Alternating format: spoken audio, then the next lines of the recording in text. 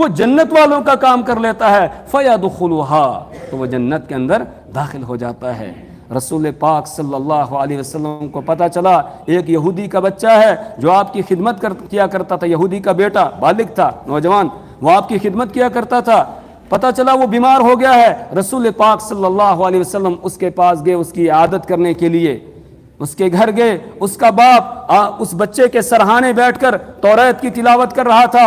رسول پاک صلی اللہ علیہ وسلم نے بچے کا حال معلوم کیا، اس کے بعد اس کے باپ سے کہا کہ کیا تو توریت کے صفحات میں میرا تذکرہ پاتا ہے؟ اس نے انکار کیا کہ نہیں، آپ کا کوئی تذکرہ نہیں ہے۔ وہ بچہ جو اس وقت کہیں کے عالم میں تھا، اس نے فوراً آنکھیں کھولی اور کہا میرا باپ جھوٹ بول رہا ہے، توریت کے ہر صفحے میں آپ کا تذکرہ موجود ہے۔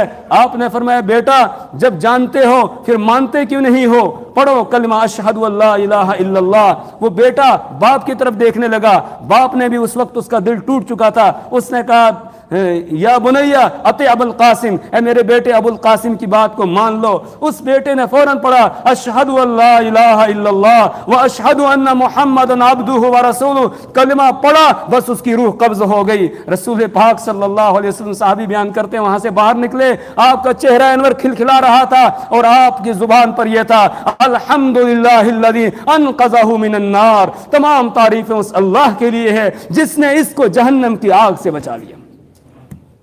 تو کوئی نماز نہیں پڑھی اس نے، کوئی صدقہ خیرات نہیں کیا، کوئی روزہ اس نے نہیں رکھا، سیدھا کہاں چلا گیا؟ جنت میں چلا گیا، سیدھا جنت میں۔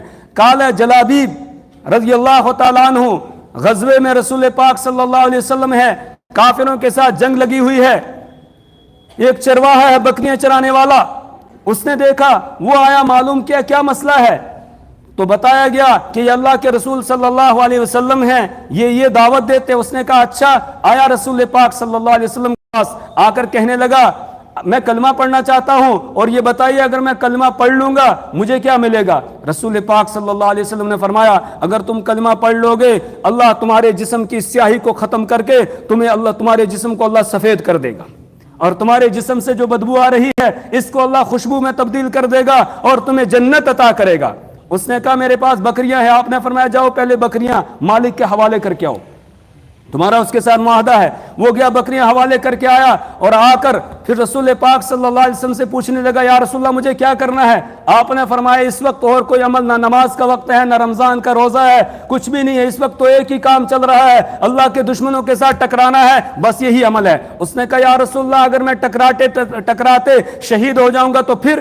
آپ نے پھر وہی بات دہرائی، اللہ تیری سیاہی کو سفیدی سے تبدیل کر دے گا، تیرے جسم کی بدبو کو خوشبو سے بدل دے گا اور تجھے جنت عطا کرے گا۔ بس اس نے تلوار ہاتھ میں لی اور جا کے لڑنا شروع کیا، لڑتے لڑتے شہید ہو جاتا ہے اور جنت میں چلا جاتا ہے۔ کوئی نماز نہیں پڑھی، کوئی روزہ اس نے نہیں رکھا، کوئی اور صدقہ اور خیرات نہیں کیا، سیدھا جنت میں چلا گیا۔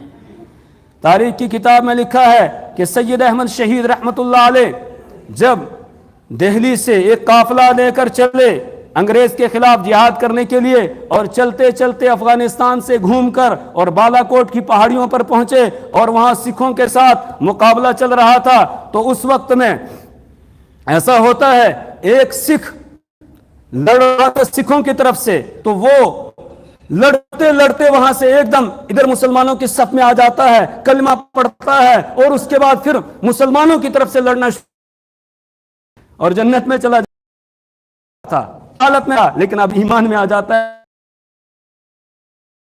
اور خیرات اس نے نہیں کیا۔ اسی وقت میں ایک مسلمان جو ادھر حضرت سید احمد شہید رحمت اللہ علیہ کی صف میں شامل تھا اور ایمان والا تھا اور ادھر سے لڑ رہا تھا، لیکن اچانک اسے پتہ نہیں کیا ہو جاتا ہے، وہ چھلانگ لگاتا ہے، ادھر چلا جاتا ہے سکھوں کی طرف اور کلمہ کفر کہتا ہے، ان کی طرف سے مسلمانوں کے خلاف لڑنے لگتا ہے اور سیدھا جہنم میں چلا جاتا ہے۔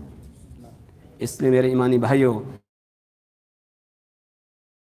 چاہیے، نہیں معلوم ہے آخر انجام کیا، الاعتبار بالخواتین، خاتمے پر اعتبار ہوگا، ہمیشہ اللہ سے مانگنا چاہیے اللہ ایمان پر خاتمہ عطا فرمائے، اللہ خاتمہ بالخیر عطا فرمائے۔